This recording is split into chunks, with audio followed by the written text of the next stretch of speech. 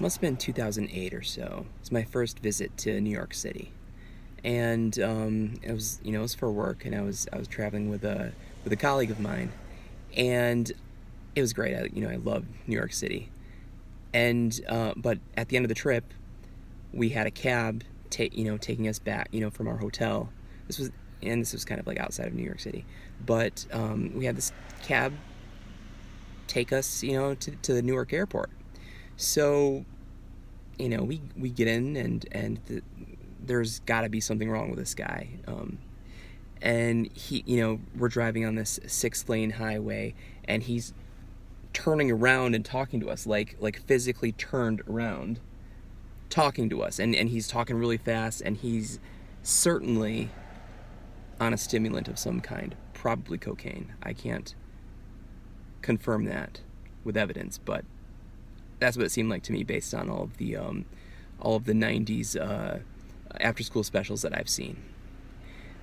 So this guy is like, he's just super agitated and like cursing and stuff, and he's just talking, and then he turns around as he's driving, he looks at us and he goes, "What'd you guys think about 9/11?"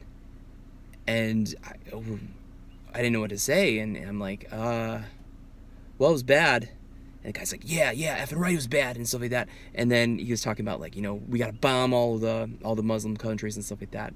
And then my colleague Jay says, actually, he was going to offer a counter argument. And I was like, and I pinched him. I was like, Jay, shut up. He's driving. He's on cocaine. Just don't say anything. And I was like, oh yeah, bomb him.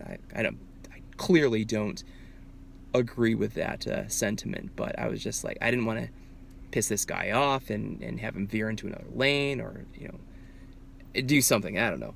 It was a terrifying situation. So we tip him. We get to the airport, we tip him $20, and he was like, oh my god, oh, then thank you guys so much, and he felt like he owed us something after we tipped him. Like, I mean, apparently that's a lot to him, and I didn't mean that in a disparaging way. I just meant he really appreciated that. So he's like, you know what? Let me park. I'll take you guys into the airport, and I'll show you this like really amazing Mexican restaurant that we got.